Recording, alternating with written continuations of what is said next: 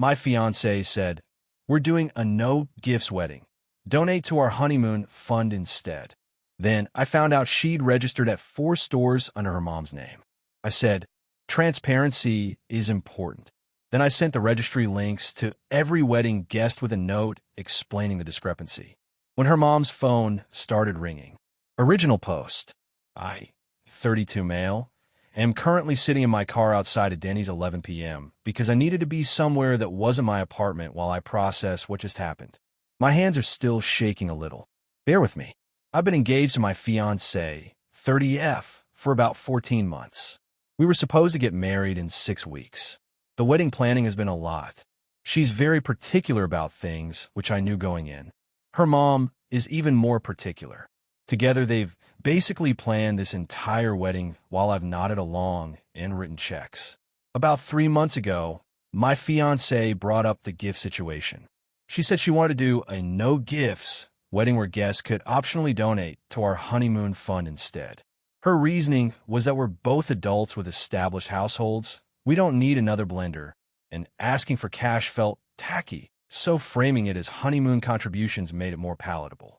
I thought this was actually pretty thoughtful, modern, practical. I agreed immediately. We set up the honeymoon fund through one of those wedding website services. Put the link on our invitations. Made it clear that gifts weren't expected, but contributions to our trip were welcome. No pressure. Here's where it gets interesting. My cousin called me yesterday. She's on my side of the guest list, obviously, and she was asking about the wedding registry because she couldn't find it anywhere. I told her there wasn't one. We were doing the honeymoon fun thing instead. She got quiet for a second. Then she said, "That's weird because your fiancé's aunt sent my mom a registry link last week." From Williams-Sonoma. I laughed. Must be a mistake. Maybe she's thinking of a different wedding. No, she specifically said it was for your wedding, under your future mother-in-law's name. My stomach dropped. I told my cousin I'd look into it and hung up. Then I did something I'm not proud of. I went through my fiancé's email while she was in the shower. I know. Privacy violation. But I had this sick feeling and I needed to know. What I found was worse than I expected. For registries. 4. Williams-Sonoma, Crate and Barrel, Pottery Barn, and Bed Bath & Beyond. All registered under my future mother-in-law's name with a note that said for my fiancé's name and my name's wedding. The combined value of items on these registries was over $52,000. $52,000. $48,000 worth of Le Creuset cookware, Egyptian cotton sheets, fancy knife sets, and decorative throw pillows. I scrolled through the email chain between my fiancé and her mom. The plan was crystal clear. Tell my side of the family about the honeymoon fund. Tell her side about the real registries. That way, they get actual gifts from her family, while my family contributes cash they can use however they want. One email from her mom said, and I quote, "His family probably can't afford nice gifts anyway. Better they just send money." My fiancé responded, "Exactly. This way we get the best of both worlds." I sat there for probably 20 minutes just staring at my phone. The woman I was about to marry had deliberately created a 2-tier system for our wedding guests based on which family they came from. She and her mother had decided that my family wasn't good enough to be trusted with actual gift giving, so they'd be funneled into the cash pile while her side got to buy the fancy stuff. It wasn't just about the gifts. It was about the contempt behind it, the assumption that my family was lesser, the coordinated deception. I waited until the next morning to confront her. I wanted to be calm. "Hey, quick question. My cousin mentioned something about a wedding registry." She didn't even flinch. "Oh, that's just something my mom set up for her side of the family. Some of my aunts are really traditional and felt weird about the honeymoon fund. So there is a registry? Just a small one. For like my grandmother and a few others who insisted. 4 registries totaling almost 50 grand is small." Her face went white. "How do you? Doesn't matter how I know. What matters is that you lied to me. You told me we were doing no gifts while secretly registering for a house worth of stuff under your mom's name. It's not like that. Then explain what it is like.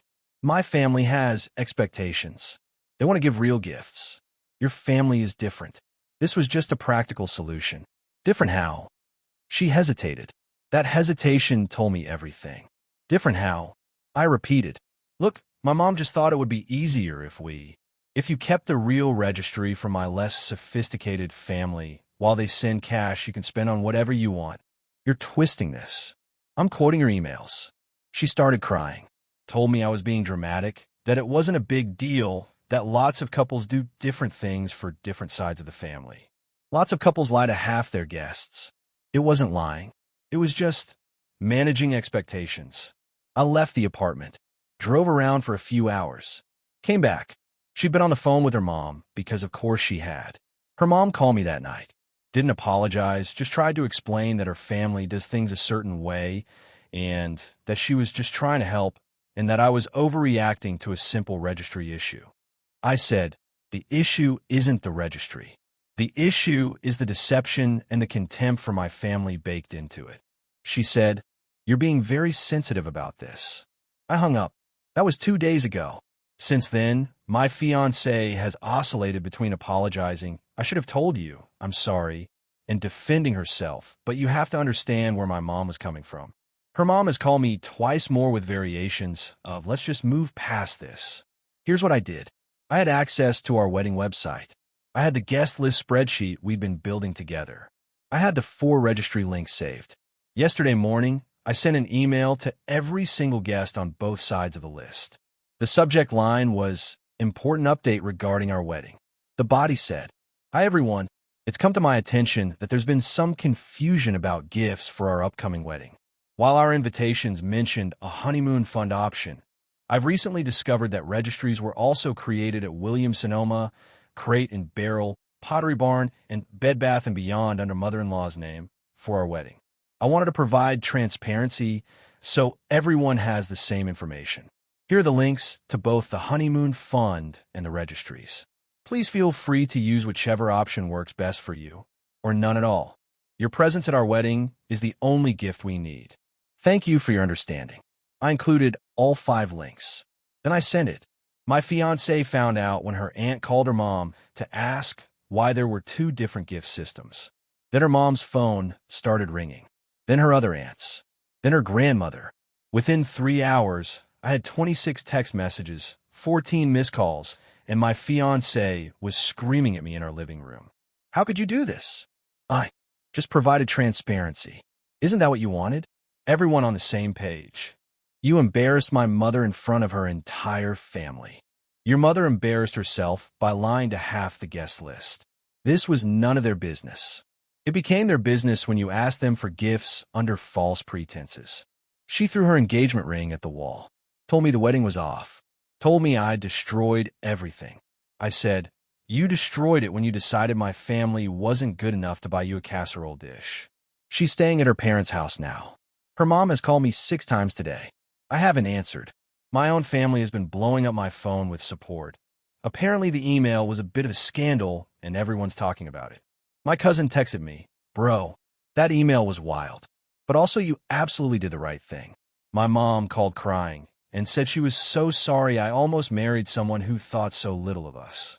I feel simultaneously vindicated and gutted. I loved her, or I thought I did. Maybe I loved who I thought she was. Reddit, was I wrong to send that email? Should I have handled this privately? Update 1, 6 days later.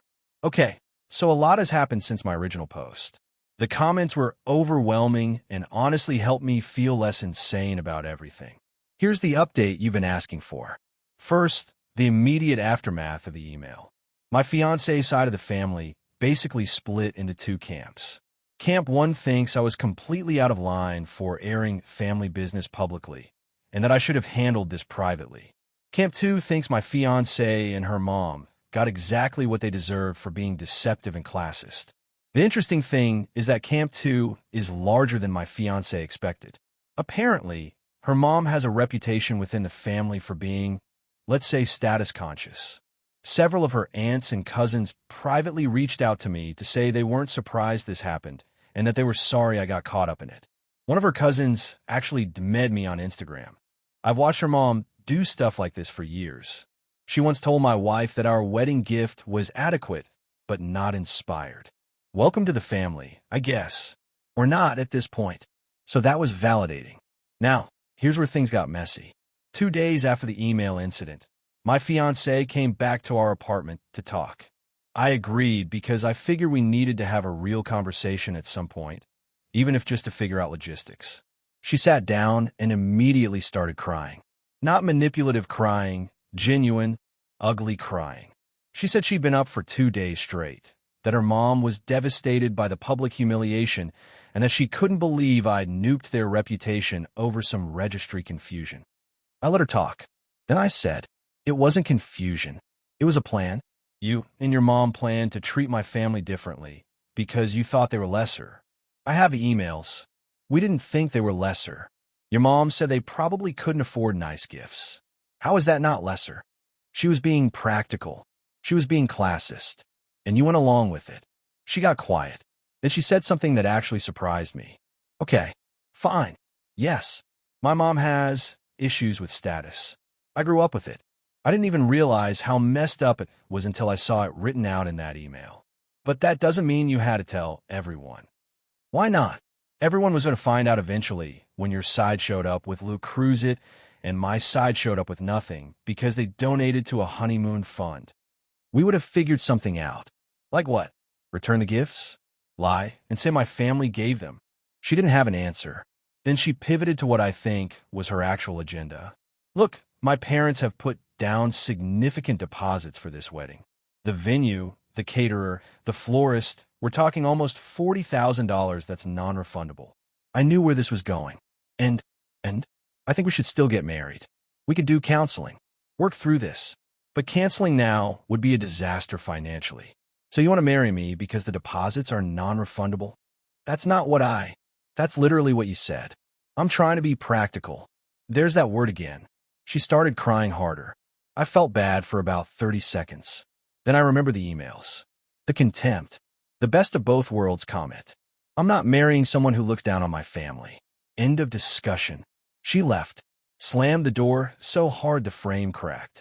Here's the thing nobody tells you about calling off a wedding 6 weeks out. It's a logistical nightmare. The venue and caterer were booked in her parents' name, so that's their problem. But I personally paid for the photographer, the DJ, and our honeymoon flights. The photographer agreed to refund 50% since we'd only paid the deposit. The DJ kept the whole thing because his contract was ironclad. The airline gave me credits I can use within a year. Total money I'm out, about $4,200. Could be worse. Now here's where her mom escalated things. 3 days ago, I got a letter in the mail. Certified. From a lawyer. It was a demand letter claiming I had defamed my future mother-in-law by sending false and misleading communications to wedding guests that caused severe emotional distress and reputational harm.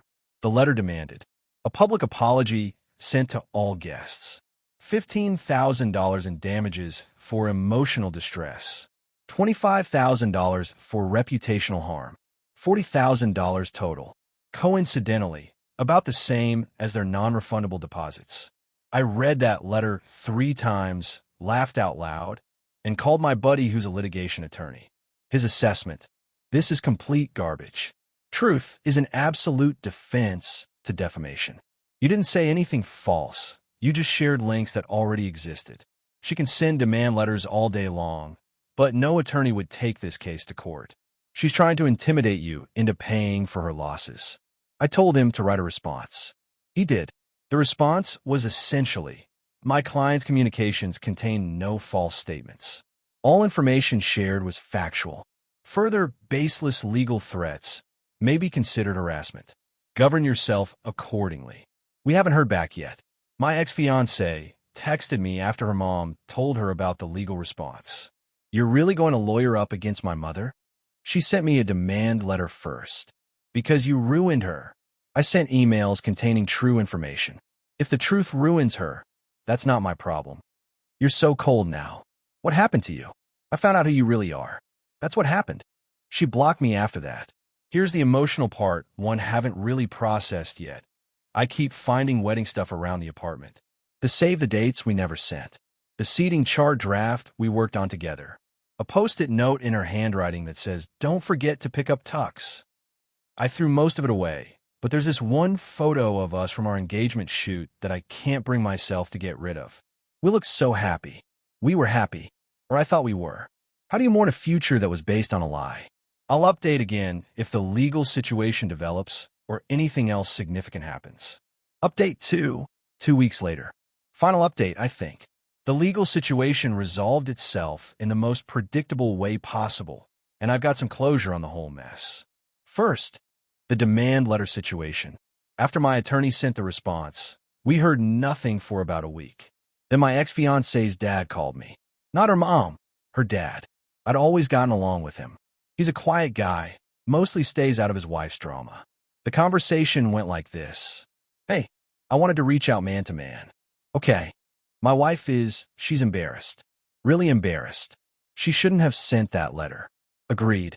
She's not going to pursue anything legally. That was a bluff. I talked her down. I appreciate you telling me. I also want to apologize. For what it's worth, I didn't know about the registry thing until your email.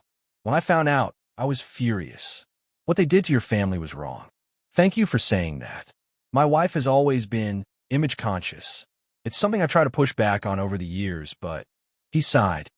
Anyway, I'm sorry my daughter inherited some of those tendencies. And I'm sorry you got hurt. That conversation actually meant a lot. It didn't fix anything, but it was the only genuine apology I got from anyone in that family. Now here's the interesting part. Remember how I mentioned that my ex-fiancée's family split into 2 camps? Turns out Camp 2 was more vocal than I realized. In the 2 weeks since the wedding was called off, several of her relatives have quietly distanced themselves from her mom. Her mom was apparently supposed to host some annual holiday gathering this year. 3 families declined to attend, citing scheduling conflicts.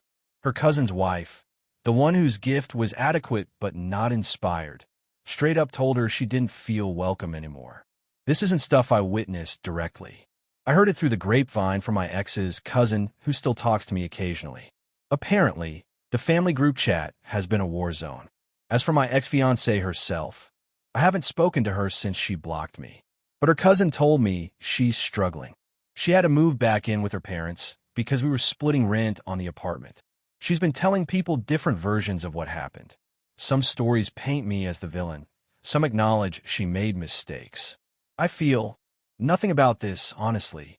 Maybe that sounds cold, but I spent 2 weeks grieving the relationship and the future I thought we had. Now I'm just tired. Here's the final thing that gave me real closure. Last week, my grandmother called me. She's 84, lives alone, sharp as a tack. She was on the original guest list and received my email like everyone else. I read that email you sent, she said. The one about the registries. Yeah, Grandma. I'm sorry you got caught up in all that drama. Don't apologize. I'm proud of you. Proud. Your grandfather and I got married in 1962. We had nothing. His family had nothing. My family had nothing. And we built a life together based on honesty and mutual respect. Okay, if that girl and her mother thought we weren't good enough to buy them a proper gift, then they weren't good enough for you. Simple as that. I teared up a little. Not gonna lie. Thanks, Grandma. You did the right thing, sweetheart. The truth might be uncomfortable, but secrets are poison. You found out what kind of person she was before you married her. That's a blessing, even if it doesn't feel like one. She's right. It doesn't feel like a blessing. It feels like getting hit by a truck and then being told the truck was actually going to drive off a cliff, so it's good you got thrown clear. Like, sure, technically better outcome, but I'm still bleeding on the pavement. I'm staying in the apartment solo now. It's expensive on one income, but I can manage for the next few months until the lease is up. After that, I'll probably find something smaller. Start fresh. Dating is not even on my radar. I need time to trust my own judgment again. How did I not see this coming? For years together, and I never realized she and her mom had this dynamic? My therapist says I'm being too hard on myself. That manipulative people are good at hiding who they are. That the fact that I acted decisively when I found out says something positive about my character. Maybe. I don't know. I'm just taking it day by day. The wedding would have been this Saturday. I already know I'm going to feel weird about it. My buddy invited me over to watch football and drink beer, so at least I won't be alone. Life goes on. Not forward, not backward. Just on. Thanks for following this whole saga, Reddit. I don't know if there's a moral to the story. Maybe it's don't marry someone whose mom writes emails calling your family cheap. Maybe it's transparency matters, even when it's messy. Maybe it's just sometimes you dodge a bullet and it still hurts. I'm logging off this account. Time to stop living this story and start living whatever comes next. Take care of yourselves. Final update, 3 weeks later. I really wasn't going to post again, but something happened and I feel like it closes the loop properly. The wedding day came and went.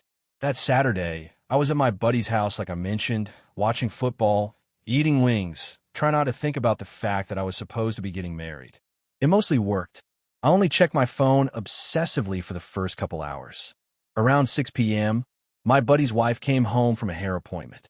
She sat down, gave me this look and said so. I heard some things at the salon. Turns out one of the stylists is friends with someone who works at the venue where our wedding was supposed to happen. And apparently, my ex-fiancée's family showed up there anyway. Not for a wedding, for some kind of celebration of family event. Her mom had decided that since the deposits were non-refundable, she might as well use the venue for something. So she invited about 30 family members, all from her side, for a fancy dinner party. Same date, same venue, same decorations that had already been ordered. The mental gymnastics required to spin my daughter's wedding was called off because of our deception into let's have a party anyway is genuinely impressive. But here's the kicker. According to salon gossip, which, grain of salt, but still, the event was awkward as hell. Half the people who showed up didn't really understand what they were celebrating. My ex spent most of the night crying in the bathroom. Her dad apparently left early to check on the dog, and her mom gave a speech. I don't know exactly what she said, but multiple sources described it as defensive and uncomfortable. She apparently talked about how some people can't handle tradition, and you can't trust everyone you let into your family. She was still blaming me. At a non-wedding party, held at the venue where I was supposed to marry her daughter. When my buddy's wife told me this, I didn't feel satisfaction. I thought I would, but I didn't. I just felt tired and a little sad for my ex, honestly. What must it be like to have a mother like that? To grow up being taught that status matters more than honesty? It doesn't excuse what she did, but explains it. The closure part came a few days later. I was cleaning out the last of the wedding stuff from the apartment, programs we'd printed, a box of favors that never got distributed, random decorative stuff. At the bottom of one box, I found a card. It was from my ex dated about a month before the registry thing blew up. She must have written it early and stuck it in the box with other wedding supplies. The card said, "To my future husband, I can't believe we're almost married. You've made me so happy these past 4 years. I know I'm not always easy, and I know our families are different, but I love you. I love you, S. I can't wait to start our life together. Forever yours." I sat on the floor of my apartment and cried for the first time since this whole thing started. Not because I miss her, not because I want her back, but because somewhere along the line, the person who wrote that card got lost. Or maybe she was never really there at all, and I just saw what I wanted to see. I don't know if she ever really loved me, or if she loved the idea of me, or if the whole thing was performance. I'll probably never know. What I do know is this. I told the truth when it would have been easier to stay quiet. I protected my family's dignity when it was being quietly undermined. And I walked away from a situation that would have made me miserable for the rest of my life. My grandmother was right. This was a blessing. A painful, horrible, exhausting blessing. The apartment lease ends next month. I found a smaller place closer to work. Fresh start. I'm not dating yet, but I'm not closing myself off either. When I'm ready, I'll be ready. Until then, I'm just living, working, seeing friends, eating at Denny's at normal hours instead of 11 p.m. Thanks for everything, Reddit. This community helped me feel less crazy during the craziest month of my life. One last thing. If you're planning a wedding and your partner suggests treating your family differently than theirs, that's not practical. That's a red flag the size of a stadium banner. Trust your gut. Tell the truth. And never let anyone make you feel like your family isn't good enough. Peace.